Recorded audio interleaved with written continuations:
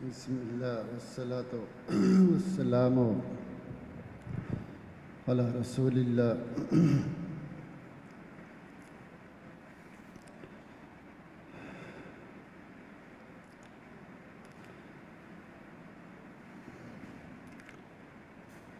اما بعد فاعوذ باللہ من الشیطان الرجیم. بسم اللہ الرحمن الرحیم.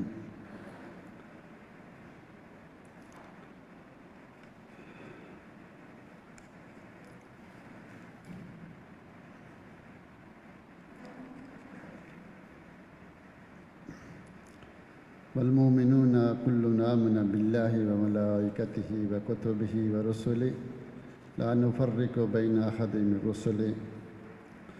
اللہ تعالیٰ کی حمد و ثنا اور رسول معظم صلی اللہ علیہ وآلہ وسلم پر درود و سلام کے بعد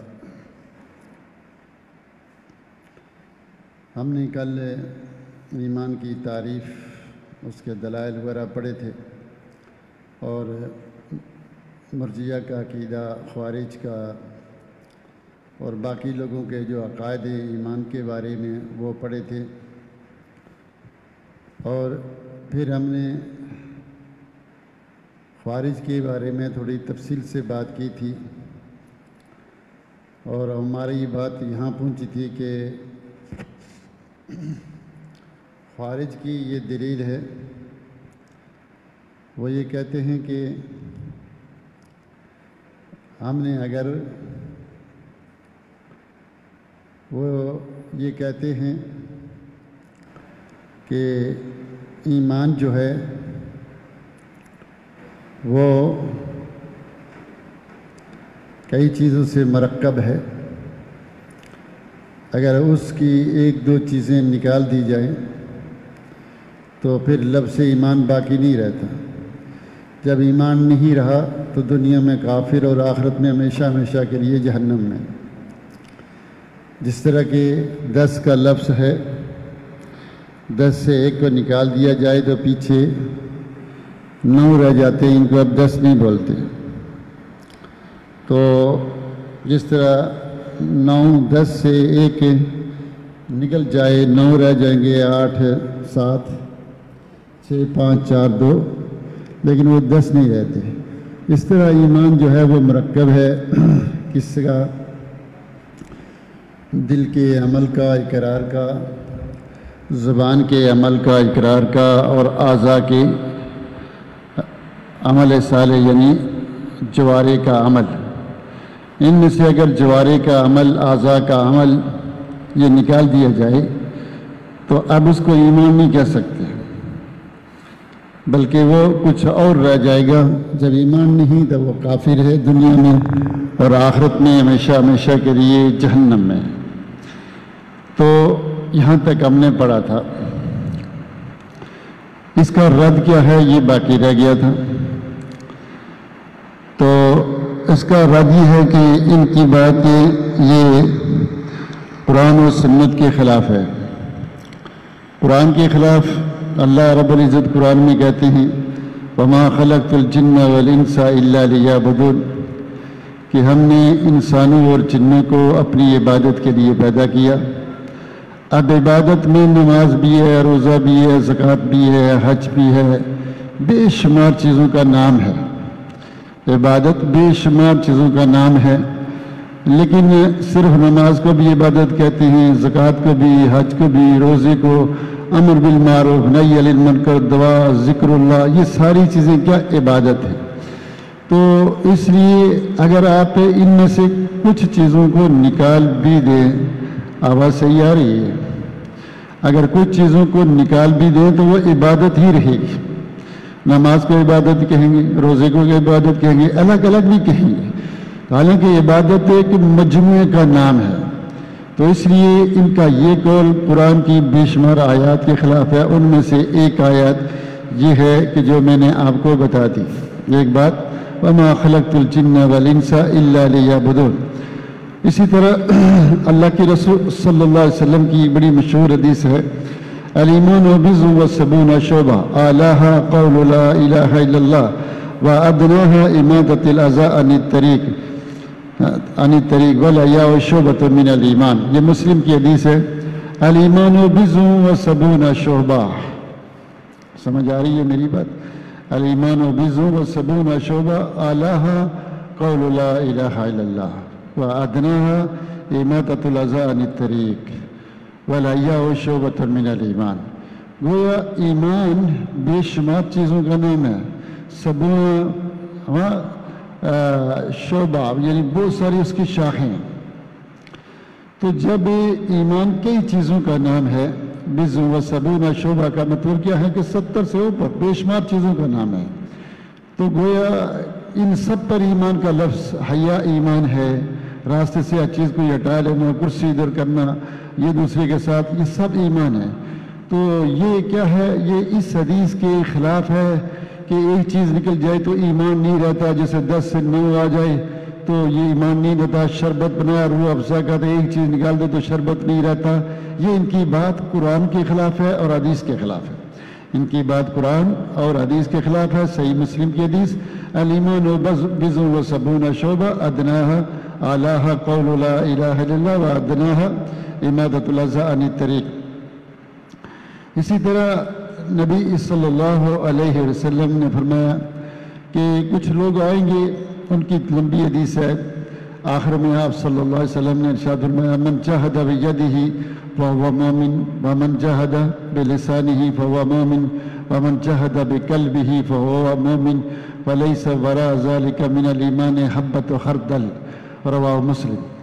کہ نہ خلف لوگ آ جائیں گے، انبیاء آئیں گے، وہ چلے جائیں گے، پھر آتے جائیں گے، نہ خلف نمازیں ضائع کریں گے. یقولون ما لا یفعلون، جو کہیں گے وہ کریں گے نہیں. ویفعلون ما لا یؤمرون، اور جو انہیں کہا گیا وہ اس پر عمل نہیں کرتے. ویفعلون ما لا یؤمرون، اور وہ کام کرتے ہیں جس کا انہیں حکم نہیں دیا گیا، یعنی بدعت. جو ان کے ساتھ جہاد کرے ہاتھ کے ساتھ مومن ہے، جو ان کے ساتھ جہاد کرے زبان کے ساتھ مومن ہے، جو ان کے ساتھ جہاد کرے کس کے ساتھ؟ دل کے ساتھ، وہ مومن ہے. وَلَيْسَ وَرَاءَ ذَلِكَ مِنَ الْإِيمَانِ حَبَّةُ خَرْدَلٍ. پتہ چلا یہ سارا ایمان ہے، زبان سے، ہاتھ سے، دل سے. وہ جو حدیث ہے مَنْ رَأَىٰ مِنْكُم مُنْكَرًا فَلْيُغَيِّرْ بِيَدِهِ فَإِن لَّمْ يَسْتَطِعْ فَبِلِسَانِهِ فَإِن لَّمْ يَسْتَطِعْ، تو پھر دل سے برا جانے. وَذَلِكَ أَضْعَفُ الْإِيمَانِ فَإِن لَّمْ يَسْتَطِعْ بِقَلْبِهِ، دل سے جانے. وَذَلِكَ أَضْعَفُ الْإِيمَانِ، یہ کمزور ترین ایمان ہے. مطلب کیا ہے ان آیات کا؟ کہ ایمان کئی چیزوں کا نام ہے، صرف ایک نہیں ہے. اگر صرف ایک بھی رہ جاتا ہے تو وہ بھی ایمان ہے. حبۃ و خردل بھی ایمان ہے، اور بہت بھائی پیمانے کا وہ بھی ایمان ہے. ایمان ایک دو چیزیں، کئی چیزیں الگ کی جائیں پھر بھی ایمان ہی رہتا ہے، پھر بھی کیا ہوتا ہے؟ ایمان بھی رہتا ہے. تو اس لیے یہ ان کی بات بالکل غلط ہے، قرآن و سنت کے خلاف ہے. آپ دیکھیں جیسے صلاۃ کئی چیزوں کا نام ہے، صلاۃ کئی چیزوں کا نام ہے. اور عبادت کے بارے میں نے آپ کو بتایا. قرآن ہے مثلا، قرآن تو پہلے سپارے کو بھی قرآن کہیں گے، دوسرے سپارے کو بھی قرآن کہیں گے، تیسرے سپارے کو، ایک صفحے کو بھی، پورے قرآن کو قرآن کہیں گے. تو یہ قرآن ہے بھائی سارا. یہ سارا کیا ہے؟ قرآن ہے. یہ نہیں کہہ سکتے کہ بھائی ایک سپارہ ہٹ گیا تھا قرآن باقی نہیں رہا اب ختم کر دو. ایسا نہیں ہے. یہ قرآن ایسی بات نہیں ہے. اسی طرح ذکر ہے، آپ پورا دن ذکر کرتے رہے، 5 منٹ ذکر کیا، 2-4 لفظ بولے، وہ سارے کا سارا کیا ہے؟ ذکر ہی ہے. وہ سارے کا سارا کیا ہے؟ یہ ذکر ہے. تو اس سے یہ پتہ چلا کہ یہ ان کی بات بالکل قرآن و سنت کے خلاف ہے، جو بالکل مانی نہیں جا سکتی. مثلاً ایک انسان دعا کر رہا ہے، دعا 5 منٹ دعا کی، 10 منٹ کی، 15 منٹ کی، آدھا گھنٹے، ویسے ہی دعا کرتا ہے. دعا کتنی چیزوں کا نام ہے، لیکن سب پہ دعا کا اطلاق ہوتا ہے، سب پر دعا کا اطلاق ہوتا ہے. اس لیے یہ بات کہنا ان کا کہ بھائی یہ ہو جائے گا، وہ ہو جائے گا، یہ سب بالکل غلط باتیں ہیں. آپ دیکھیے پہاڑ ہیں، بہت سارے پہاڑوں کو پہاڑ بولتے ہیں، چھوٹے سے کو بھی پہاڑ بولتے ہیں، نہر کو بولتے ہیں، پانی کو بولتے ہیں، دودھ کو بولتے ہیں، آٹا، تھوڑا سا بھی آٹا، زیادہ بھی آٹا، تھوڑا سا دودھ، زیادہ دودھ ہے، پانی ہے، آٹا ہے. تو اس لیے یہ چیزیں لغت کے بھی خلاف، عقل کے بھی خلاف، اور اسی طرح قرآن اور حدیث کے خلاف. اس لیے ان کی بات بالکل مانی نہیں جا سکتی، اس کے لیے ان کی بات مانی نہیں جا سکتی. تو ان کا یہ کہنا کہ جناب یہ ہو جائے گا، وہ ہو جائے گا، یہ غلط بات ہے. کچھ چیزوں سے ان کا نام نہیں آتا، کچھ چیزوں کا نام باقی رہتا ہے، کچھ چیزوں کا نام نہیں رہتا. جیسے 10، اب 10 کو 9 بولیں گے، 10 نہیں بولیں گے.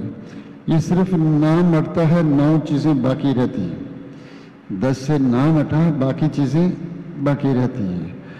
اور مثلا لغت ایک الگ چیز ہوتی ہے، اصطلاح ایک الگ چیز ہوتی ہے. لغت الگ ہے، اصطلاح الگ ہے. مثلا نماز پڑھتے ہیں، مثلا صلاۃ کو لغت میں کیا کہتے ہیں؟ دعا. صلاۃ لغت میں کیا بولتے ہیں؟ دعا کو. تو اب ساری نمازی دعا ہے ساری، لیکن شارع نے لغت سے اٹھا کر کچھ چیزیں زیادہ کی ہیں، کچھ چیزیں زیادہ کی ہیں. ہم لغت کے اوپر ڈپینڈ نہیں کرتے، بلکہ کس پہ ڈپینڈ کریں گے؟ جو شارع لے کر آیا ہے، جو اللہ رسول نے ہمیں بتایا ہے وہ مقدم ہے. کس کے اوپر؟ اصطلاحات شرعیہ مقدم ہے اصطلاحات لغوی کے اوپر. لغت سے اٹھا کر شارع اس کو اصطلاحات شرعی بنایا. کیا چیز؟ دعا. لغتاً دعا ہے، صحیح مان لیا. لیکن اب صلاۃ لغتاً دعا ہے، اصطلاحاً کیا ہے؟ اصطلاحاً کسی اور چیز کا نام ہے. تو اب ہم اب لغوی مثالیں ہمیں نہ دیں، اس لیے کہ شارع نے ہمیں کچھ اور سمجھایا ہے، شریعت نے ہمیں کچھ اور سمجھایا ہے. اس وقت ہم لغت کو نہیں دیکھیں گے، بلکہ جو مثلا زکوٰۃ کا معنی کیا ہے؟ پاک کرنا. وہ کہتا میں نے نہا لیا پاک ہو گیا، یا اپنی مرضی سے نہیں. اس کا معنی وہ مراد لیں گے جو شارع نے لیا. اسی طرح حج کا وہ معنی لیں گے جو شارع نے لیا. روزے کا وہ معنی جو شارع نے لیا. ایمان کا وہ معنی لیں گے جو شارع نے لیا، جو اللہ رسول نے بتلایا. یہاں ان مثالوں سے یہ مسئلے حل نہیں ہوں گے. وہاں اگر 9 کو 10 نہیں بولتے، ایک کم ہو جائے 9 رہ جائیں، یہ چند مثالیں ہیں، بات چیزیں رہ جاتی ہیں، لیکن اصل مادہ اس میں بھی بات رہ جاتی ہے. 9 چیزیں موجود ہیں، ایک کیا ہے؟ غیر موجود ہے. یہ ایک موجود ہے، یعنی حیات کامل باقی نہیں رہتی، حیات کامل باقی نہیں رہتی. اصلی مثلا درخت ہے، مثلا درخت. اب کیا ہے؟ درخت کئی چیزوں کا مجموعہ ہے، ٹھیک ہے؟ کئی چیزوں کا مجموعہ ہے، جڑیں، تنا، شاخیں، پتے، پھل، کئی چیزیں. اب 2-4 ٹہنیاں کاٹ دیں، پھل نہ دیں، تو وہ درخت ہی، تو وہ درخت ہی. یہاں سے کیا ہے؟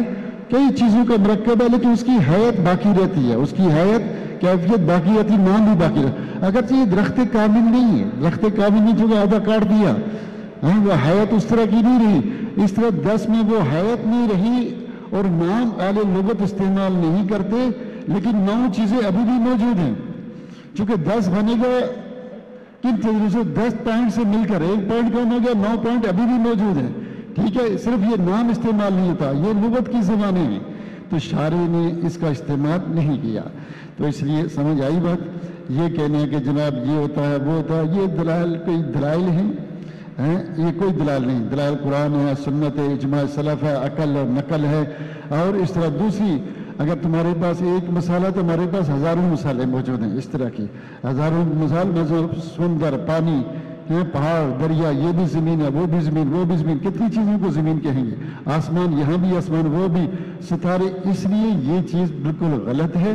ہاں کچھ چیزوں میں نام ہٹ جاتا ہے، کچھ چیزوں سے نام ہٹ جاتا ہے، لیکن اس کے اندر مادے باقی موجود ہوتے ہیں. ایک کم ہوا ہے، ایک کم ہوا ہے. اور یہ سیاق سے ہمیں پتہ چل جاتا ہے، یہ سیاق سے ہمیں پتہ چل جاتا ہے. میرا پہلے ارادہ تھا کہ میں اس کو تھوڑا لمبا کروں گا، لیکن چونکہ آگے وقت بہت کم ہے تو خوارج کی بحث یہاں تھوڑی سی کلوز کرتے ہیں اور آگے مرجیہ کے اوپر آتے ہیں. جو مرجیہ کے دلائل ہیں اور جو ان کی بات ہے، چونکہ وقت کم، بہت زیادہ وقت کم ہے. تو مرجیہ کا کیا عقیدہ ہے وہ میں پہلے آپ کو بتا چکا ہوں، دوبارہ بتا دیتا ہوں. اصل میں مرجیہ سے پہلے ایمان کی جو بحث ہے وہ یہ ہے، کیا ایمان زیادہ ہوتا ہے یا کم ہوتا ہے؟ یہ ہے اصل بحث. حل ایمان یزید او ینقص ام لا؟ اس بحث کو ذرا دھیان سے سننا، توجہ سے سننا، تاکہ بات اچھی طرح سمجھ آ جائے. تو کچھ لوگ اہل سنت والجماعہ کہتے ہیں کہ ایمان زیادہ بھی ہوتا ہے، کم بھی ہوتا ہے. اور ماتوریدیہ مرجیہ وہ کہتے ہیں ایمان زیادہ نہیں ہوتا اور کم نہیں ہوتا، لا یزید ولا ینقص. ٹھیک ہے، زیادہ نہیں ہوتا، کم نہیں ہوتا. اہل سنت والجماعہ، محدثین، اہل الحدیث، صحابہ، تابعین، تبع تابعین کیا کہتے ہیں؟ ایمان زیادہ ہوتا ہے کم ہوتا ہے. تو اہل سنت کی کیا دلائل ہیں؟ فَمَا الَّذِينَ آمَنُوا فَزَادَتْهُمْ إِيمَانًا وَهُمْ يَسْتَبْشِرُونَ. جو ایمان لائے ہیں تو اس ایمان کی وجہ سے کیا ہے؟ زادتہم ایمانا، ان کا ایمان زیادہ ہوتا ہے. ٹھیک ہے. اور اسی طرح اذا تلیت علیہم آیاتہ زادتہم ایمانا. قرآن کیا کہتے ہیں؟ جب ان کے اوپر آیات کی تلاوت کی جاتی ہے تو ان کا ایمان کیا ہوتا ہے؟ بڑھ جاتا ہے. اس طرح بے شمار آیات ہیں. لیزدادوا ایمانا مع ایمانہم، اصل ایمان کے ساتھ آ کے ان کا ایمان بڑھ جائے. اس طرح اللہ کے رسول صلی اللہ علیہ وسلم نے فرمایا یا معاشر النساء تصدقنا، عورتوں کی جماعت تم صدقہ کیا کرو اور استغفار زیادہ کیا کرو. انی رأیتکنا، میں تمہیں دیکھا اکثر اہل النار، سب سے زیادہ جہنم میں تم ہو. تو ایک عورت نے اٹھ کر کہا کہ اللہ کے رسول کیا ہے کہ ہم زیادہ جہنم میں کیوں، کیا وجہ ہے؟ آپ نے فرمایا تقسمن اللہ نہ تکفرن لشیء، تم لان تان بہت کرتی ہے، تمہاری زبان بہت چلتی ہے، تمہاری زبان بہت چلتی ہے، یعنی لعنت زیادہ ہے. اور اپنے شوہر کی کیا ہے کہ کفر کرتی ہو، ساری زندگی کوئی خدمت کرتا رہے تو کہتی ہے تم نے کچھ دیا ہی نہیں، کچھ دیا نہیں، اس وجہ سے. تو پھر فرمایا ما رأیت من ناقصات عقل و دین، کہ یہ عقل کی کم، دین کی کم، لیکن بڑے بڑے عقل مندوں پر غالب آ جاتی ہے، بڑے بڑے عقل مندوں پر غالب آ جاتی ہے. تو اب دین میں کمی کیا ہے؟ دین میں کمی کیا ہے کہ شہادت و امرتین بشہادت رجل، ایک دو عورتوں کی گواہی ایک مرد کے مقابلے میں ہے. ٹھیک، یہ دین میں کمی. یہ کیا ہے؟ عقل کی کمی. دین میں کمی کیا ہے کہ کچھ ایام آتے ہیں یہ روزہ نہیں رکھتی، نماز نہیں پڑھتی، یہ دین کی کمی ہے. مخصوص ایام میں ہر مہینے میں عورت کیا ہوتی ہے؟ نماز نہیں پڑھتی، روزہ نہیں رکھتی. یہ کس میں کمی؟ دین میں کمی. اور ایک مرد کی گواہی دو عورتوں کے برابر ہے، یہ عقل کی کمی. تو اس حدیث سے ہمیں یہ پتہ چلا کہ جب کوئی چیز کم ہوتی ہے، دین کیا ہے؟ وہ ایمان ہے. دین کیا ہے؟ ایمان ہے. تو ایمان کیا ہے؟ بڑھتا بھی ہے گھٹتا بھی ہے. جب بڑھتا ہے تو گھٹتا بھی ہے، بڑھتا ہے تو گھٹتا بھی ہے. تو الایمان یزید بالطاعہ و ینقص بالمعصیہ، گناہ کرنے سے کم ہوتا ہے، ایمان لانے سے، نماز سے، روزہ زکوٰۃ کرنے سے زیادہ بڑھ جاتا ہے. تو اللہ کے رسول صلی اللہ علیہ وسلم نے فرمایا کہ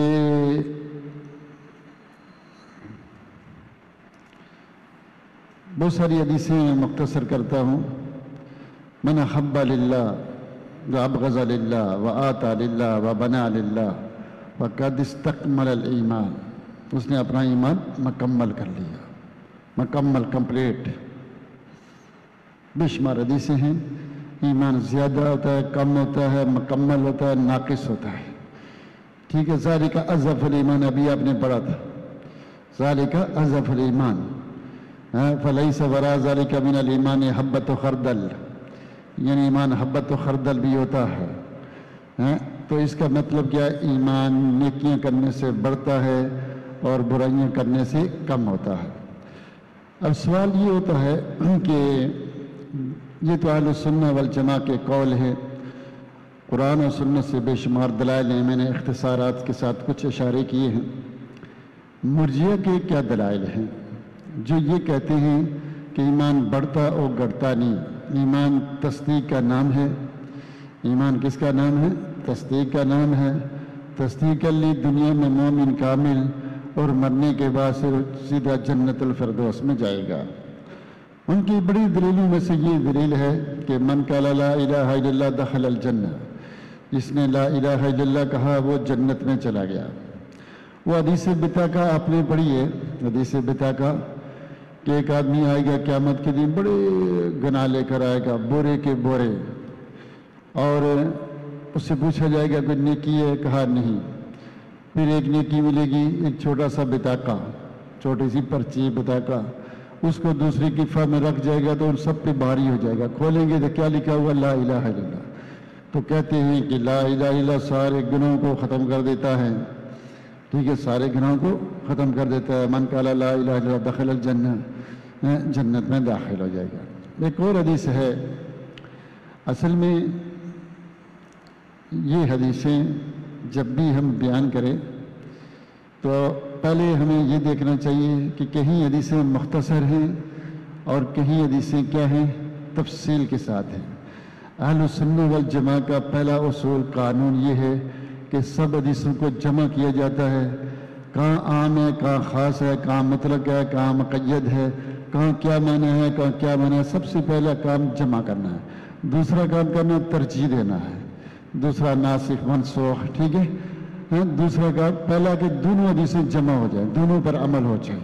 پہلا اصول و ضابطہ کیا ہوتا ہے؟ ساری حدیثوں کو جمع کریں، ظاہری طور پر تعارض نظر آئے تو پہلا کام کیا ہے کہ حدیثوں کو جمع کرنا، حدیثوں کو جمع کہ دونوں پر عمل ہو جائے۔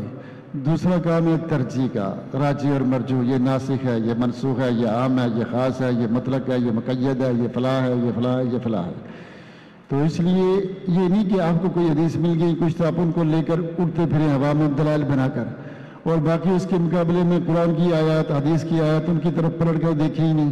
ایسا نہیں ہے، یہ اسلام سارے کا سارا ہے۔ ادخلوا فی السلم کافہ، ہم پورے کے پورے اسلام میں داخل ہو جاؤ، اپنی مرضی نہیں کرو، یہ سارا میرے لیے ہے۔ ایک حدیث اگر مجھے بڑی اچھی لگ رہی، میرے پر فٹ ہو رہی ہے، میں لے لوں، باقیوں کو کہا نہیں وہ میرے دلائل نہیں، وہ تو فلانے کے فلانے کے، اس کے خلاف جواب ڈھونڈو۔ نہیں، جواب نہیں، اس پر بھی عمل کرو، عمل کرو۔ دونوں حدیثوں میں جمع ممکن ہے، وہ جمع کیا ہے؟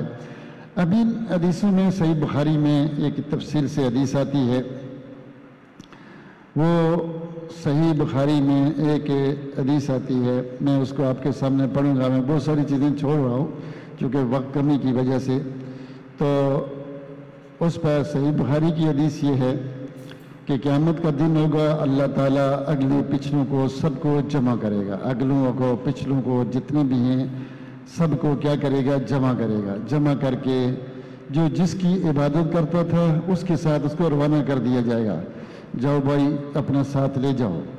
بتوں کی عبادت کرنے والے بتوں کو ساتھ لے کر چلے جائیں گے، اور سارے عبادت جو جس کی کرتا تھا اس کے ساتھ اس کو بھیج دیا جائے گا، رخصت کر دیا جائے گا۔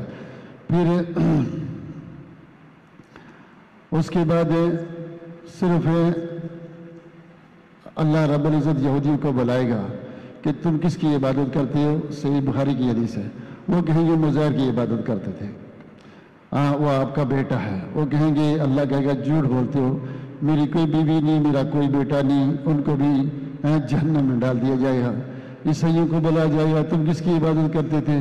وہ کہیں گے ہم عیسیٰ کی عبادت کرتے تھے جو آپ کا بیٹا ہے۔ اللہ کہے گا میرا کوئی بیٹا نہیں، کوئی بیوی نہیں، ان کو بھی جہنم میں ڈالو۔ جب یہ سارے اپنے اپنے الہوں کے ساتھ جہنم میں چلے جائیں گے، یہ سارے کوئی بتوں کی، کوئی کس کی کچھ پوچھا کرتا تھا، حتیٰ اذا لم یبقى الا من کان یعبد اللہ تعالی من بر و فاجر، یہاں تک کہ کوئی بھی باقی نہیں رہ جائے گا، صرف وہ باقی رہیں گے جو ایک اللہ کی عبادت کرنے والے تھے، ایک اللہ کی عبادت کرنے والے تھے، وہ رہ جائیں گے۔ باقی سارے اپنے اپنے الہوں کے ساتھ تشریف لے جائیں گے، کہاں؟ جہنم کے اندر، ٹھیک ہے، ان کو ڈال دیا جائے گا۔ نیک اور برے صرف وہ رہ جائیں گے، وہ نیک اور برے جو ایک اللہ کی عبادت کرتے تھے۔ آئے گا ان کا رب ان کے پاس، آتاہم رب العالمین سبحانہ وتعالی فی ادنی صورت من التی رأوا فیہا، تو پہلے اللہ نے تھوڑی ان کو جھلک دکھائی ہوگی، تو ان کے پاس آئے گا اور آ کر کہے گا کہ تم کس کا انتظار کر رہے ہو؟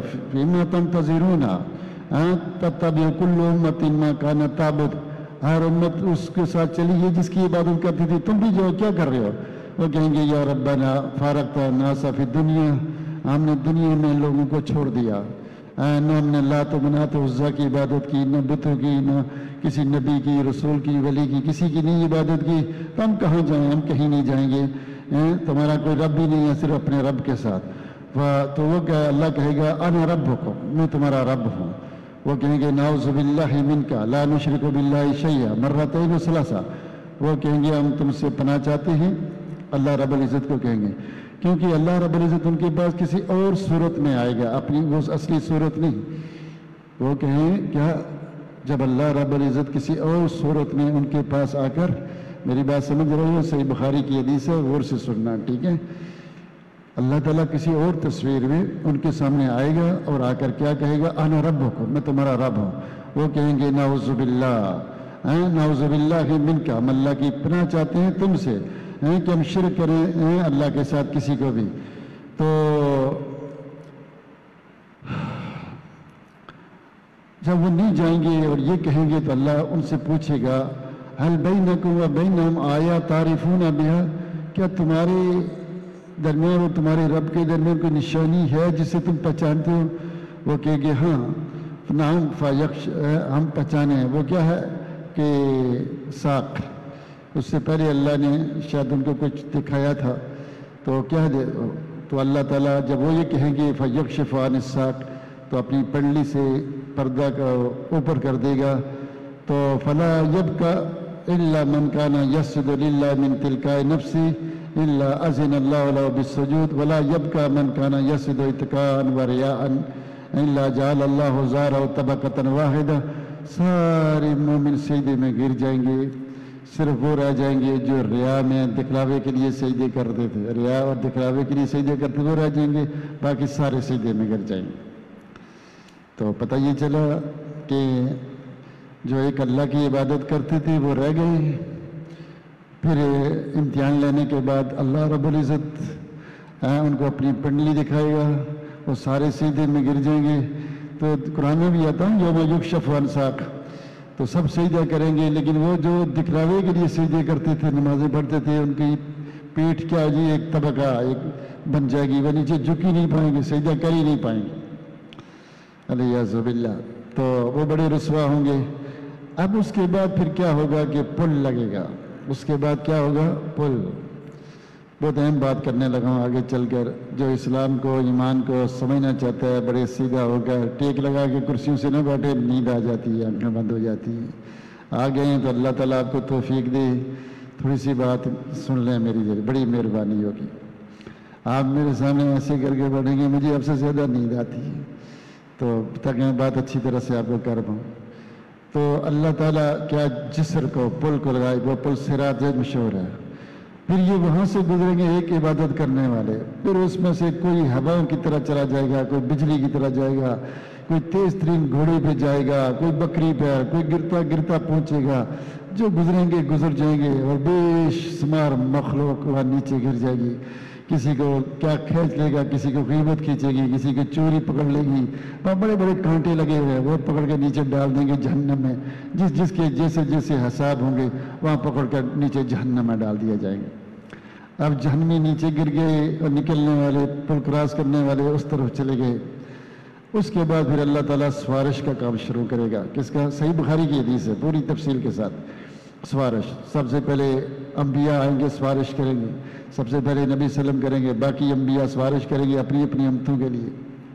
جب سفارشیں ہوں گی تو اللہ کے رسول نے انبیاء نے جو سفارش کرنی ہوگی کریں گے، پھر شہداء صدیقین جن کا جو مرتبہ ہوگا وہ سفارش کریں گے، پھر عامت الناس شروع ہوں گے، عامت الناس وہ کریں گے، وہ کہیں گے اللہ جامعہ ابو بکر میں فلاں طالب علم فلاں استاد میرے ساتھ پڑھتا تھا، آج جنت میں نظر نہیں آتا، اللہ کہے گا جاؤ نکال کر لے آؤ، وہ جائیں گے، جا کر اس کو نکال لے کر لے آئیں گے۔ حدیث میں آتا ہے نا کہ اللہ نے رحمت کے 99 حصے بنائے، نہیں 100 حصے، تو ایک کو پوری دنیا میں تقسیم کیا، 99 اپنے پاس رکھے، وہ قیامت کے دن مخلوق میں تقسیم کرے گا۔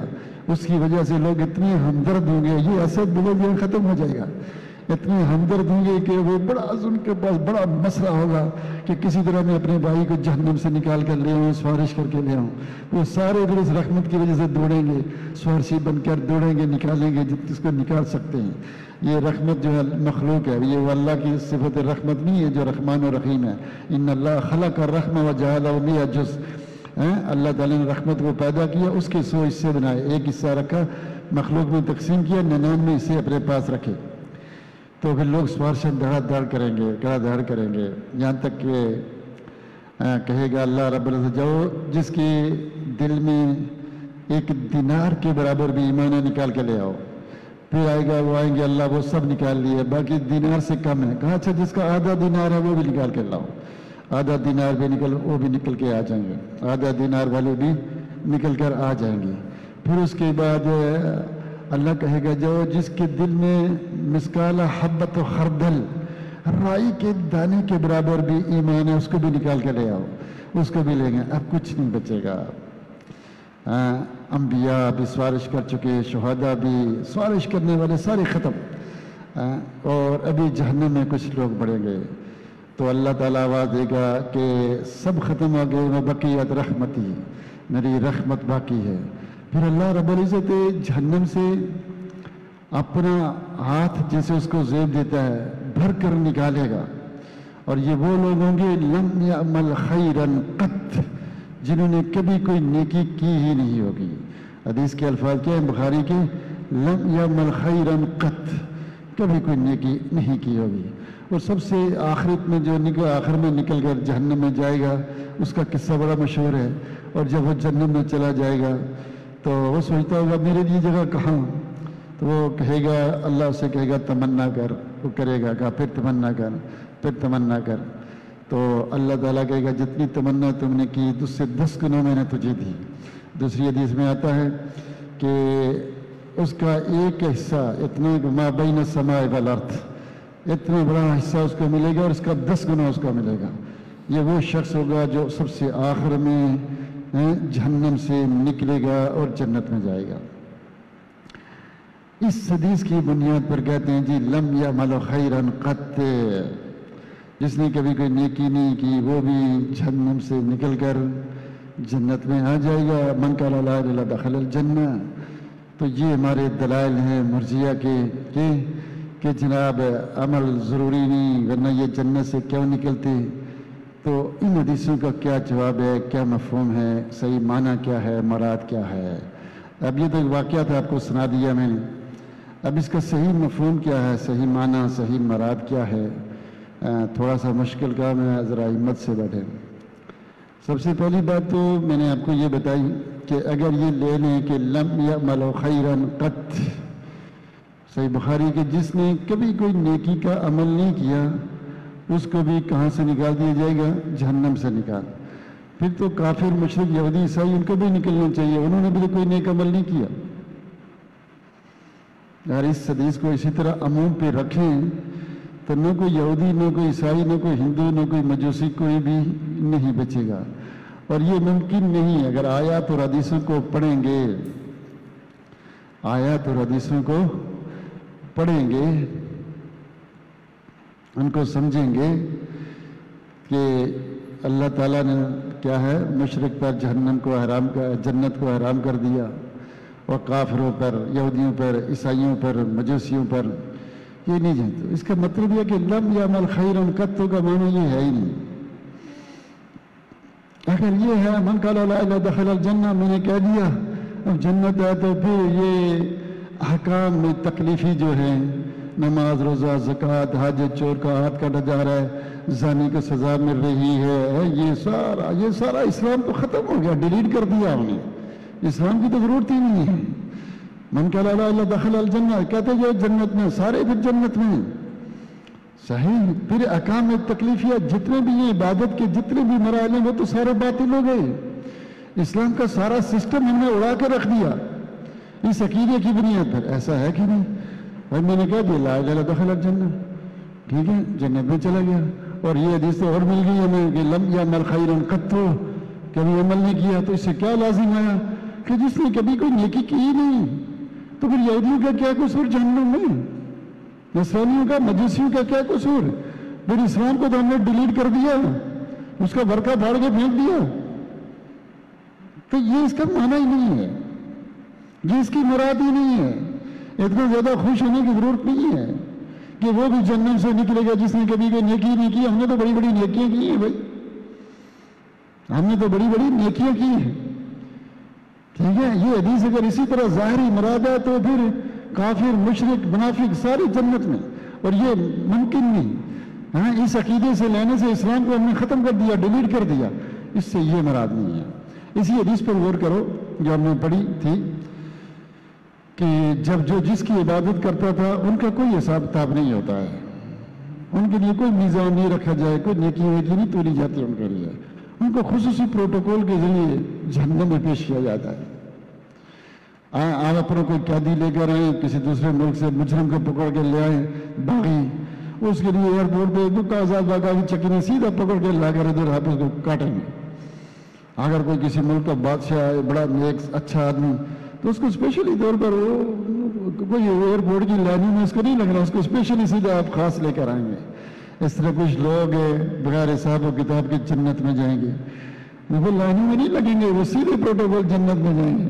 وہ کوئی پرسرات حساب کتاب تولنا لینا دینا جانا کوئی چکر نہیں، خصوصی اور کچھ خصوصی جہنم میں جائیں گے۔ فرعون کے لیے تھوڑا حساب کتاب ہوگا، اس کے لیے کوئی تو سوارشی کو تھوڑا کوئی پرسرات اس کے لیے نہیں لگنا، اس کا ڈر پہلے چل گئی، تیرا کیا موضوع کافروں کا، مشرکین کا اور جو بڑے بڑے منافقین کا، ان کا کوئی حساب کتاب نہیں، چلو سیدھے ڈائریکٹ جنت پہلے سے تمہارے لیے تیار کر کے رکھی، ٹھیک ہے۔ حساب و کتاب نیکوں کا بدوں کا، جن کی نیکیاں ہیں برائیاں ہیں ان کا ہوتا ہے، ان کا ہوگا، سب کا نہیں ہوتا۔ ایک اور بات یہ رک کر تھوڑی کہہ دیتا ہوں، مجھے بعد میں کہنی تھی لیکن ذہن سے نکل نہ جائے۔ ہم جو کہتے ہیں کہ جناب اس نے بلی کو پانی پلایا تو جنت میں چلا گیا، کتے کو نہیں، بلی کو وہ جناب قید کر کے رکھا تو جہنم میں چلا گیا، کتے کو پانی پلایا تو جنت میں چلا گیا، ٹھیک ہے۔ پڑوسی کو تکلیف دیتی تھی تو جہنم میں چلی گئی، پڑوسی کو خوش رکھتے تھے تو کیا ہے، جنت میں چلے گئے۔ ان حدیثوں کا یہ معنی نہیں ہے بھائی، ان کا یہ مفہوم نہیں ہے۔ ان کا مفہوم یہ ہے کہ یہ اعمال جنت میں لے جانے والے ہیں، اس کی بہت ساری نیکیاں تھیں، جب تلیں گی تو صرف یہ نیکی یعنی کہ کم تھی تو اس نے بلی کو پانی پلایا تو یہ نیکی نے غلبہ حاصل کر لیا نیکی میں اور جنت میں چلی گئی نیکی میں، اس کی نیکی برابر بھی نہیں، بلی کو قتل کرنے کی وجہ سے یہ کیا ہے، یہ جہنم میں چلی گئی۔ اللہ کے رسول صلی اللہ علیہ وسلم نے فرمایا ایک قبر کے پاس سے گزرے، آپ نے کیا فرمایا، یہ آدمی اگر 2 رکعت نماز پڑھ لیتا تو جنت میں چلا جاتا۔ کیا مطلب ہے، صرف 2 رکعت پڑھ لیتا، باقی کسی ایمان اسلام کوئی عقیدہ تو ہی سیکھنے کی ضرورت نہیں تھی کہ اس کی نیکیوں میں سب برابر ہو گئے یا تھوڑی سی کم ہے، 2 رکعت اور ہوتی نیکیوں تو یہ جنت میں چلا جاتا، 2 رکعت اور ہوتی تو یہ جنت میں چلا جاتا۔ وہ جب حساب و کتاب ہوگا، ایک ایک نیکی کترا کترا تلے گی، ہاں بھائی پڑوسی کے ساتھ کیا سلوک تھا، ماں باپ کے ساتھ لاؤ حساب کرو، یہ نیکیاں جنت میں لے جانے والی ہیں، اس کی اس نیکی نے اس کو جنت میں لے جائے۔ یہ نہیں کہ یہ کلمہ نہیں پڑھتا تھا، مسلمان ہی نہیں تھا، کافر تھا، اس نے کتے کو پانی پلا تو جنت میں چلا جائے، ایسا کوئی چکر نہیں ہے۔ یہ وہ نبی صلی اللہ علیہ وسلم معمولی سے چیز کو بھی کسی معمولی نیکی کو حقیر نہ جانو، شاید جب حساب کتاب تل رہا ہوگا تو یہ نیکی تمہیں اوپر کر دے، جنتی بنا دے، یہ تمہیں جنتی بنا دے، تو یہ گناہ اتنا وزنی ہو کہ تمہیں جہنمی بنا دے، ان گناہوں سے بچو، یہ نیکیاں کرو۔ ان حدیثوں کا یہ معنی اور مفہوم ہے، الٹا نہ سمجھا کرو۔ ہمارے طلبہ علماء سارے عوام کو جب بتلاتے ہیں تو یہ بات نہیں بتلاتے، وہ سوچتے ہیں کوئی نیکی کرو، شاید کتے کو پانی پلانے سے جنت مل جائے گی تو آگے پیچھے، اور کتے کو پل یہ مطلب یہ نیکی ہے کرو، کوئی مطلب اس کا کہ کوئی نیکی نہ چھوڑو، کوئی معمولی سے معمولی نیکی بھی نہ چھوڑو، یہ اس کا مفہوم ہے۔ سمجھ آئی بات؟ تو الٹا نہ سمجھیں پلیز۔ دوسری بات میں نے یہ بتائی تھی کہ اسی حدیث میں غور کریں، جب جنمی جو خصوصی پروٹوکول جس کی عبادت کرتے تھے ان کو تو بغیر حساب کتاب کے اللہ نے بھیج دیا، جاؤ جہنم میں، باقی کون رہ گئے تھے؟ حدیث کے الفاظ ہیں حتی اذا لم یبقى الا من کان یعبد اللہ وحدہ، صرف وہ رہ گئے تھے جو ایک اللہ کی عبادت کرتے تھے، وہ رہ گئے، باقی تو سیدھے چلے گئے۔ یہ پلسرات ان کے لیے لگے گا، ان کے لیے نیکی تلیں گی، برابر ہوں گی، سوارشیں ان کی ہوں گی، یہ وہ نہیں ہے۔ اس لیے وَلَمْ يَعْمَلْ خَيْرًا قَطُّ کا یہ معنی نہیں ہے، یہ وہ لوگ ہیں جو کیا کرتے تھے، اللہ کی عبادت کرتے تھے، ایک اللہ کی عبادت کرتے تھے، اس کے ساتھ شرک نہیں کرتے تھے۔ یہ ان لوگوں کا مسئلہ ہے۔ کن کا مسئلہ ہے؟ حدیث میں آتا ہے، اگلی حدیث میں ہے کہ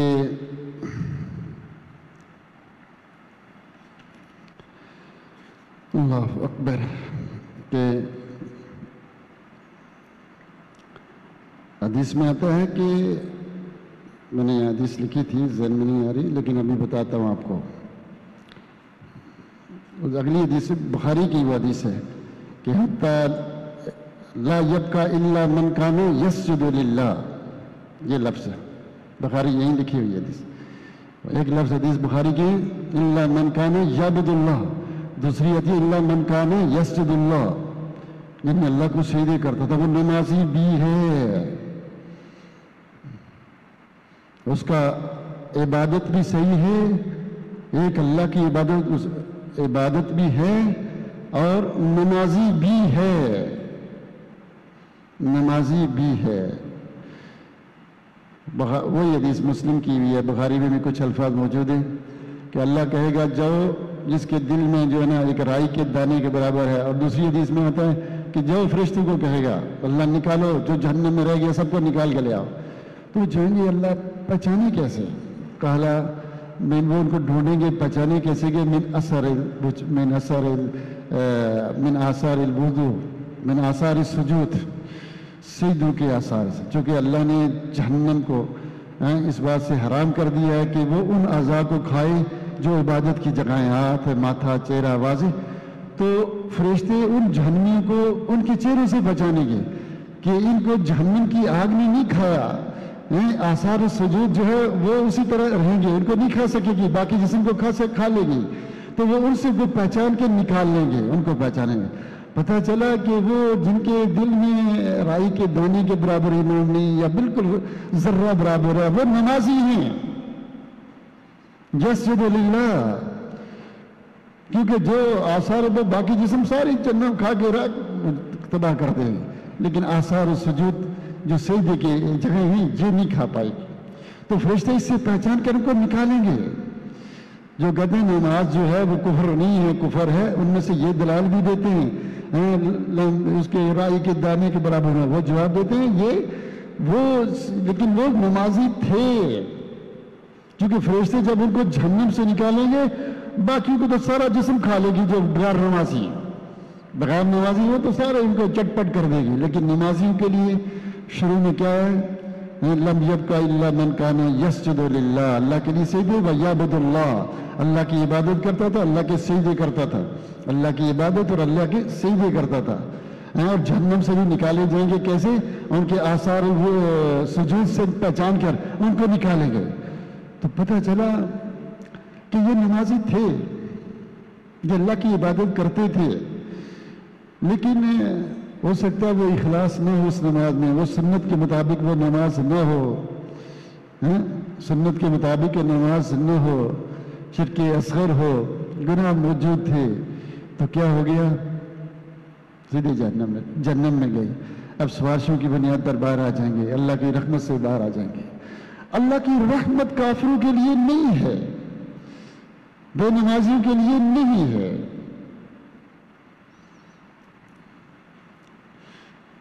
میں نے آپ کے لیے مشکل نہیں کھڑی کی، سچ بتا رہا ہوں، دھوکے میں نہیں رہو، دھوکے میں نہیں رہو، ٹھیک ہے؟ دھوکے میں نہیں رہنا. ایک اور بات، ایک آدمی قیامت کے دن آئے گا تو اسی حدیث کے الفاظ لم یعمل خیرا قط الا التوحید، یہ بھی الفاظ موجود ہیں، الا التوحید. توحید تو ہوگی، توحید کے بغیر تو جان چھوٹتی ہی نہیں، الا التوحید. اور توحید خود بہت بڑی نیکی ہے، نماز خود بہت بڑی نیکی ہے، اور 5 نمازیں بہت بڑی نیکی ہے کہ نہیں، یہ الگ موضوع ہے. توحید سب سے بڑی وزنی نیکی ہے، اگر اس میں گڑبڑے نہیں ہے تو بہت بڑی نیکی ہے توحید خالص. لوگ کہتے ہیں تو توحید کرتا ہے، توحید خالص کا تمہیں پتہ نہیں ہے. اگر وہ پتہ چل جائے تو تمہارے سارے مسئلے حل ہو جائیں. یہ ایسا ہے ہی نہیں. وہ حدیث آپ نے بڑی مشہور سنی ہے بخاری کی. ایک آدمی مرنے لگا تو اس نے ذرا اپنا محاسبہ کیا، تو اس نے اپنی اولادوں کو بلایا، میں کیسا باپ تھا؟ کہا بڑا نیک تھا، تو بڑا اچھا تھا۔ اس نے کہا کہ جب میں مر جاؤں تو مجھے جلا دینا، آدھی راکھ کو ہوا میں اڑا دینا، آدھی راکھ کو سمندروں میں بہا دینا، کیونکہ اگر میں اللہ کے پاس گیا تو اللہ تعالیٰ مجھے ایسا عذاب دے گا کہ کسی کو نہیں دے گا۔ اس حدیث کے الفاظ ہیں کہ یعنی ما عمل عملا خیرا قط، اس نے کوئی کبھی نیک عمل نہیں کیا تھا، اس نے کبھی کوئی نیک عمل نہیں کیا تھا۔ اس حدیث کے اگلے یہ الفاظ ہیں الا التوحید، مگر توحید۔ اب اس حدیث کو بنیاد بنا کر کہتے ہیں یہ جنت میں جا سکتے تو ہم کیوں نہیں جا سکتے؟ تو توحید کو یہ سمجھتے ہیں من قال لا الہ الا اللہ دخل الجنہ، یہ بہت بڑی بات ہے، لیکن اس کے کچھ دانت ہیں۔ یہ چابی ہے جنت کی، لیکن چابی ہر چابی سے تالا نہیں کھلتا، اس کے کچھ مخصوص ٹائل ہوتے ہیں تب کھلتا ہے۔ جنت کا تالا کھولنے کے لیے اس کے دندانے ہوتے ہیں، ٹھیک ہے؟ تو یہ حدیث ان کے لیے کوئی دلیل نہیں ہے، یہ حدیث بھی ان کے لیے کوئی دلیل نہیں ہے، اس لیے دلیل نہیں ہے۔ ایک تو اس حدیث کے الفاظ ہیں الا التوحید، دوسری بات کیا تھی کہ جب اسے اللہ نے جمع کر لیا اس کی راہ کو، کہا میرے بندے کیوں ایسا کیا؟ کہا من خشیتک، مجھے تو اس سے ڈر لگ گیا۔ اور علماء لکھتے ہیں کہ خشیت کا جہاں لفظ آتا ہے انما یخشی اللہ من عباد العلماء، وہ کوئی بڑا اونچا آدمی تھا، بڑا کوئی عالم آدمی تھا، ہم سوچتے ہیں وہ سب سے بڑا گنہگار تھا، نہیں، علماء نے کیا کہا انما یخشی اللہ من عبادہ العلماء، علماء ڈرنے والے ہیں۔ اب اس کو خشیت من خشیت، اور اللہ نے اس کی دلیل کو قبول بھی کیا۔ اس سے کوئی جاہل تھا، کسی مسئلے میں جہالت آ گئی تھی یا اجتہادی کوئی غلطی تھی اور اس نے ایسا کیا تو اللہ نے معاف کر دیا اس کو، لیکن وہ توحید تھی، اللہ کی عبادت کرتا تھا، اللہ کا ڈر، خشیت موجود ہے، اور خشیت بہت، ہماری نمازوں میں خشیت نام کی کوئی چیز ہی نہیں ہے۔ کس کی آنکھوں سے آنسو جاری ہوتے ہیں نماز کے دوران؟ من خشیت، اللہ سے ڈر گیا، اللہ کا خوف، اور اللہ کا خوف بڑی چیز ہے۔ وہ ایک آدمی، حدیث میں آتا ہے کہ اللہ رب العزت، ایک آدمی تھا تو وہ مر گیا، تو اللہ نے اسے کہا کوئی نیکی؟ کہا کوئی نیکی نہیں میرے پاس، میں عملت خیرا قط، میں نے کوئی نیکی کی نہیں، تو کیا بتاؤ؟ کہا پھر سوچ لو کوئی نیکی ہو۔ کہا ایک میں نیکی کا کام کرتا تھا، ایک کام میں نیکی کا کرتا تھا، وہ یہ کہ میرے پاس پیسے کافی تھے، نوکر چاکر بھی تھے، تو میں لوگوں کو قرض دیتا تھا، پھر اپنے نوکروں کو کیا دیتا تھا کہ جس کے پاس پیسے دینے کی رقم ہو لے لو، تو جس کے پاس نہ ہو تو اس کو ڈیل دے دو۔ تتجاوز عنہ حتی یتجاوز اللہ عنہ، ہم اس کے ساتھ اچھائی کریں، آسانی کریں، تجاوز کریں تو اللہ ہم سے کرے گا۔ اللہ نے کہا جا تجھے معاف کر دیا میں جنت۔ پتہ ہے کیا مسئلہ ہے؟ وہ دنیا میں اللہ کے ڈر سے یہ نیکیاں کرتا تھا، جب یہ کرتا تھا تو اور بھی کرتا ہوگا، اس کی دلیل کرتا ہوگا، میں بتاتا ہوں اس کی دلیل کیا ہے کہ اور بھی نیکیاں کرتا ہوگا۔ اس کی دلیل یہ ہے، وہ جس نے نمان میں قتل کیے تو ایک صوفی صاحب کے پاس گیا، حل لی توبہ، کہا تیرے پاس توبہ کا سوچ ہوئے، کہا کہ بلی حج کو چلی، بڑا نیک بننے والا جسے ہم کہتے ہیں، تو اس نے اس کو بھی مار دیا، اپنی سنچری پوری کر لی۔ صحیح ہے نا، اس کو بھی قتل کر دیا اور سنچری پوری کر لی، لیکن وہ دل میں ڈر تھا کہ یار اتنے قتل کر دیے، کسی عالم کے پاس کیا، کہا حل لی توبہ، کہا تیرے اور تیرے رب کے درمیان کام آ جائے توبہ، بس یہی تم نے ارادہ کر لیا توبہ ہوگی، لیکن تم یہاں رہو گے تو پھر کوئی تمہیں چڑھائے گا، آ کر کہے گا کہ سوچ ہوئے کھا کے بلی آ کے چلی۔ میں اپنی طرف سے کہہ رہا ہوں، کچھ لوگ غصے کے تیز ہوتے ہیں، قتل وہی کرتا ہے جو دماغ کے تھوڑے شارٹ تیز ہوں، جب بھی غصہ آ گیا، موسیٰ علیہ السلام کو سن مارا، مر گیا، حالانکہ مارنے کا ارادہ نہیں تھا، تو غصہ موسیٰ علیہ السلام کو عمر رضی اللہ تعالیٰ عنہ کو تیز تھا۔ کچھ لوگ غصے کے تیز ہوتے ہیں، تو بندہ عالم تھا تو عقل والا بھی تھا، صرف ذرا یضرب وہ رٹی ہوئی نہیں تھی، سمجھدار آدمی تھا. اس نے کہا تو یہ علاقہ چھوڑ دے، ان لوگوں میں رہے گا پھر تجھے غصہ آئے گا تو کوئی اور کھڑکا دے گا، پھر دوسری سنچری شروع کر دے گا، اس لیے تو یہ علاقہ چھوڑ، کسی اگلے علاقے میں چلا جا، ہجرت کر. اس کی سمجھ میں آ گئی، چونکہ اخلاص تھا، چل پڑا. راستے میں موت آ گئی، جنت کے فرشتے بھی آگے، جہنم بھی. اور جنتی کہنے لگے بھائی یہ تو توبہ کر چکا، ہم لے جائیں گے. وہ کہیں دوزخ کے فرشتے آئے، ما عمل خیرا قط، سنچری کر کے ادھر جا رہا ہے، اس نے کوئی نیکی کام ہی نہیں کیا ابھی، یہ صرف ابھی ادھر جا رہا ہے. ما عمل خیرا قط، اس نے کبھی کوئی نیکی کی نہیں. اللہ نے زمین کو حکم دیا کہ جس کے قریب لے جاؤ، حالانکہ وہ زمین سے دور تھا، لیکن زمین کو اللہ تعالیٰ نے قریب کر دیا، جنت میں چلا گیا. لیکن محل شاہد کیا؟ لم یعمل خیرا. یہ کون کہہ رہے ہیں؟ فرشتے کہہ رہے ہیں. عربی زبان میں یہ محاورہ عام تھا، لم یعمل خیرا قط. اس کا یہ معنی نہیں ہے کہ اس کے پاس کوئی نیکی نہیں تھی پھر بھی جنت میں چلا گیا. وہ توبہ ہے، اللہ کا ڈر ہے، خشیت ہے، وہ موجود ہے. من قال لا دخل الجنہ، ابھی کل میں پڑھا، ابھی کھڑا ہوا تھا تو تیر آیا، مر گیا، ابھی اسلام لایا. یہ بھی اس کا معنی، کئی اس کے جواب ہیں. تو اس کا یہ معنی اور مفہوم قطعاً نہیں ہے جو ہم سمجھیں. کیا نہ نماز، نہ روزہ، نہ زکوٰۃ، نہ حج. مرجیہ نے پورے جو کہ بر صغیر میں مرجیہ ڈھیروں چڑھے ہوئے بیٹھے ہوئے ہیں، ان لوگوں کو مسئلہ یہ سمجھایا ہوا ہے کہ کوئی خیر ہے، بھائی خیر ہے، خیر ہے، خیر ہے، خیر ہے. ایسی خیر نہیں ہوتی. عبادت کرنی پڑے گی، عبادت کرنی پڑے گی، عمل صالح کرنا پڑے گا، کم از کم نمازیں پڑھنی پڑے گی. جنت اتنی آسان نہیں ہے، جنت ایمان والوں کے لیے ہے. اور پھر یہ حدیث تو پتہ نہیں اس سے کیوں استدلال لیتے ہیں، یہ تو ان پر حجت ہے. یہ حدیث تو ہے ہی اہل سنہ کی. کیوں؟ اس لیے کہ جنہوں نے کوئی نیک عمل نہیں کیا تھا وہ تو کیا ہے، وہ تو کافر چلے گئے ایک طرف. یہ تو اللہ کی عبادت کرنے والے، نمازیں پڑھنے والے رہ گئے. یہ اپنے گناہوں کی وجہ سے جہنم میں چلے گئے، سفارشوں کی بنیاد پر نکلے، اللہ کی رحمت کی بنیاد پر نکلے.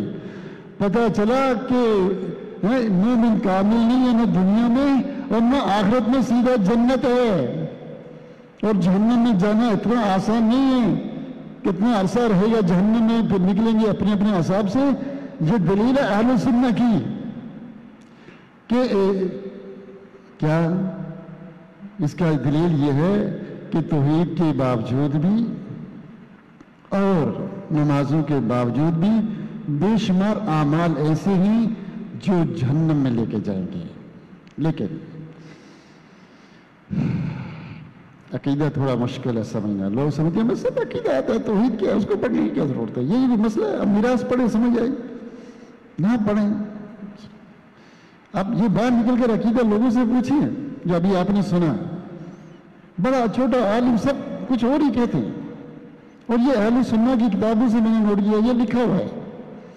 میں کون ہوتا ہوں عقیدہ بنانے والا، میری کیا ہمت ہے. ٹھیک ہے. الذین آمنوا ولم یلبسوا ایمانہم بالظلم اولئک لہم الامن وہم مہتدون. ایک بڑا مسئلہ یہ بھی ہے. اب سنیں قرآن میں اللہ کیا کہتے ہیں؟ الذین آمنوا، جو ایمان لائے، ولم یلبسوا ایمانہم بالظلم. ظلم نکرہ ہے کس کے بعد؟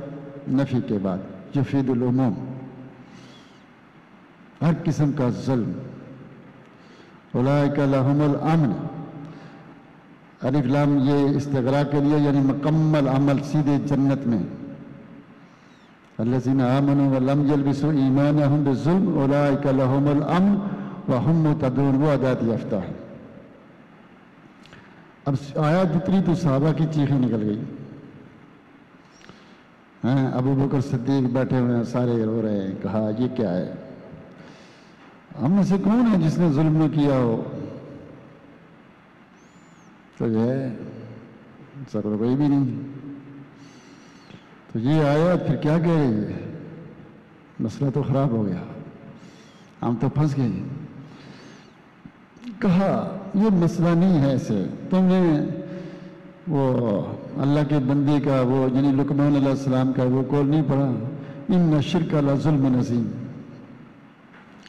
کہ شرک جو ہے اس ظلم سے مراد شرک ہے، اس ظلم سے مراد کیا ہے؟ شرک ہے۔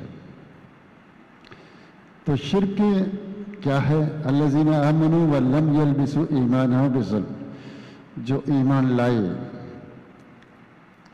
جو ایمان لائے پھر اس میں شرک کی آمیزش نہیں کی، اس میں شرک کی آمیزش نہیں کی، لم یلبسوا لم یختلطوا وما یؤمن اکثرهم باللہ الا وهم مشرکون، ایسی ہی آیا تھا نا، زیادہ تر ایمان لانے والے مشرک ہیں، ٹھیک ہے نا بیٹا؟ 90% ایمان لانے والے مشرک ہیں، اکثر اس میں تفصیل کا مشرک ہیں، ایمان بھی کلمہ بھی پڑھتے ہیں لیکن ہیں مشرک، وہی جہنم سے نکلیں گے تو واپس آئیں گے، ہاں اللہ کی عبادت بھی کر رہے ہیں۔ شرک کیا ہے بتاتا ہوں۔ تو یہ آیات ہمیں یہ بتا رہی ہے کہ ایمان لانے کے بعد جس نے شرک نہیں کیا، شرک کیا ہے؟ ظلم آیا، ظلم کیا؟ نکرہ ہے، نفی کے بعد آیا، کیا معنی؟ عموم، شرک اکبر، اصغر، خفی، جلی، جس کے بعد کسی قسم کا شرک نہ ہوگا، شرک جس کے پاس کسی قسم کا شرک نہ ہوگا، اور یہ اتنا مشکل کام ہے، یہ اتنا مشکل کام ہے۔ ریا، آج میری ویڈیو زیادہ اچھی لگی، الذین آمنوا ولم نہیں تلک الدار الآخرہ نجعلها للذین لا یریدون علوا فی الارض ولا فسادا والعاقبۃ للمتقین، ہم نے آخرت کا گھر ان کے لیے رکھا ہے جو زمین پہ بڑائی نہیں چاہتے، نہ فساد کرتے ہیں، اور عاقبت متقین کے لیے۔ یہ دو کام بڑے، زمین میں علو نہیں چاہتے۔ آپ یہاں سے مسجد سے نکلنا اور اپنے آپ سے پوچھنا کہ ہم میں سے کون علو نہیں چاہتا، ہم میں سے کون؟ ہم لوگوں کی کوشش یہ ہے کہ ساری دنیا کا مال مجھے مل جائے، ساری دنیا کی عزت اور شہرت مجھے مل جائے، ساری دنیا کی عورتیں لونیاں بنا کے میں استعمال کروں، باقی ساری دنیا مر جائے، بس میں ہی میں رہوں۔ فرعون نے ہلاک کیا، مولوی ہے تو اس لیے محنت کرتا ہے، عام ہے تو وہ اس کی محنت یہ ہے کہ اس طرح دنیا میں واہ واہ ہو جائے، دنیا میں جا واہ واہ ہو جائے، ٹھیک ہے۔ اور اللہ کے رسول سے پوچھا گیا شرک اصغر کیا؟ آپ نے فرمایا ریا، دکھلاوا، بڑا پن، میں اونچا ہو جاؤں باقی پیچھے رہ جائیں، میں آگے نکل جاؤں، دوسروں کو حقیر سمجھنا۔ ہاں بھائی، اس سے بچنے کو یہ آسان کام سمجھے آپ نے؟ یہ بڑا مشکل کام ہے۔ جو اس سے بچ گیا ان ساری چیزوں سے اور شرک سے بچ گیا، چوری الگ چیز ہے، باقی معاملات الگ ہیں، ٹھیک ہے۔ جو اس سے شرک اکبر، اصغر، خفی، جلی سے بچ گیا۔ میں ایک حدیث پڑھتا ہوں، ٹائم کم ہے بلکہ ہو گیا ہے، تو چونکہ باتیں موضوع بہت ہیں، پہلے تو میرا سوچا تھا ایمان بہت تفصیل سے پڑھاؤں گا، لیکن آپ تفصیل پڑھیں گے تو آپ بھی بھاگ جائیں گے، آپ کی بہت ساری باتیں کتنی ڈیپلی ہیں کہ وہ کلاس میں ہی پڑھائی جا سکتی ہیں، یہاں مشکل ہے۔ ذہن میں ایک بات آئی تھی، نکل گئی، درمیان میں بات کی، تو اعوذ باللہ من الشیطان الرجیم، ہاں کیا؟ ہاں یاد آ گئی۔ اللہ کے رسول صلی اللہ علیہ وسلم نے ارشاد فرمایا کہ شرک خفی یہ ہے، شرک خفی یہ ہے کہ رات کے اندھیرے میں کالے پتھر پر چیونٹی، وہ بھی کالی، جیسے یہاں سے آئے اندر آ جاتی ہے، اس طرح سے آ جاتا ہے شرک خفی، پتہ ہی نہیں چلتا۔ ابھی میرے کپڑے سفید، سب سفید، یہاں سے چڑھ جائے تو مجھے پتہ ہی نہیں کہ لائٹیں جل رہی، دن ہے، لائٹیں جل رہی، کپڑے سفید، یہ کتنی چوٹی آگے چلی جائے یہاں سے مجھے نہیں پتہ چل رہا۔ لیکن اللہ کے رسول کیا مثال دی؟ رات کا اندھیرا، جب نظر کچھ نہیں آ رہا، اندھیرا ہو، کالا پتھر، کالی چیونٹی، جیسے کپڑے پہ آگے چلی جائے پتہ نہیں چلتا، اس طرح شرک خفی کا پتہ ہی نہیں چلتا۔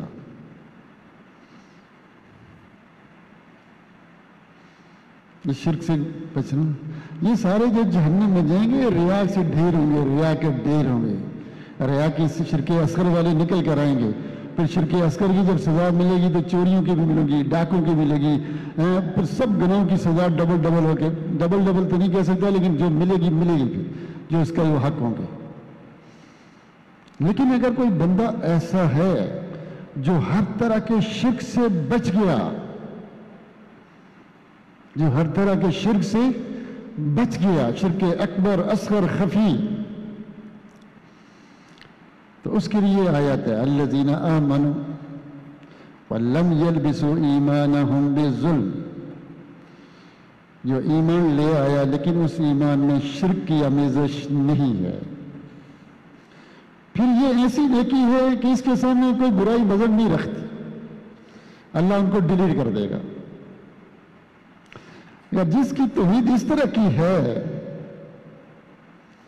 چونکہ توحید ایک ایسی نیکی ہے کہ ہلکی پھلکی نیکی نہیں ہے، زمین آسمان سے زیادہ وزنی ہے، ساری کائنات سے بڑھ کر وزنی ہے،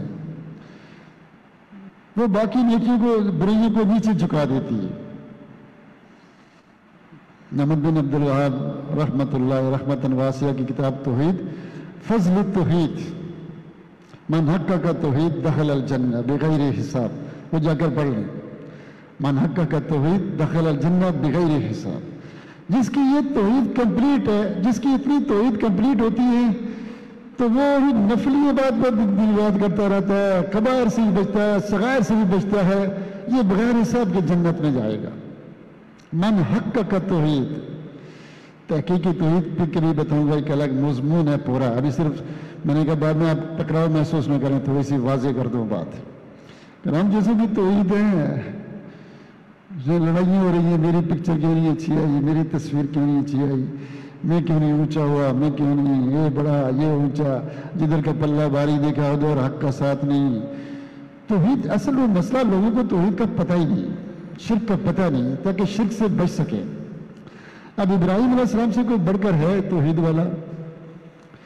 کوئی نہیں ہے نا، تو کیا دعا مانگ رہے ہیں؟ وَجْنُبْنِي وَبَنِيَّ أَن نَعْبُدَ الْأَصْنَامَ رَبِّ إِنَّهُنَّ أَضْلَلْنَ كَثِيرًا مِنَ النَّاسِ، اللہ مجھے بھی اور میری اولاد کو شرک سے بچا لے، بتوں کی عبادت سے بچا لے۔ انہوں نے بہت سارے لوگوں کو گمراہ کر دیا، بہت سارے لوگوں کو گمراہ کر دیا۔ اور جس شرک سے ابراہیم علیہ السلام جیسے پیغمبر ڈرے، انبیاء ڈرے، ہمیں تو کوئی مسئلہ ہی نہیں، توحید پڑھنے کی ضرورت ہی نہیں۔ سارے انبیاء اور رسول اصل مسئلہ سمجھانے کے لیے آئے، کیا؟ توحید سمجھے۔ جب توحید کمپلیٹ نہیں ہے نا تو عبداللہ بن ابی بھی لا الہ الا اللہ پڑھتا تھا، ان تستغفر لهم ولا تستغفر ان تستغفر لهم 70 مرہ لن یغفر اللہ لهم، 70 مرتبہ مانگو یا اس سے بھی زیادہ، اللہ نہیں بخشتا۔ اس طرح کی توحید نہیں چلتی، اس طرح کا لا الہ نہیں چلتا۔ پہلے لا الہ کو پڑھو، تفصیل اس کی شرائط کیا ہیں، ارکان کیا ہیں، اس کے مطابق سمجھو، کوئی شک نہیں توحید آپ کو لے جائے گی اونچا۔ لیکن صرف اوپر اوپر سے اور پھر کہ نہیں لم یعمل خیرا قط، ایسا کوئی چکر نہیں ہے۔ دلائل کو جمع کرو پہلے۔ میں نے بات بہت تفصیل سے کرنی تھی لیکن چونکہ ٹائم نہیں ہے تو آگے بہت ضروری باتیں، تقدیر کے مسئلے ہیں اور بے شمار ضروری، موٹا موٹا آپ کو چکھاتے ہوئے چلتے ہیں، تو باقی یہ تفصیلی باتیں کلاس میں ہی ہوتی ہیں۔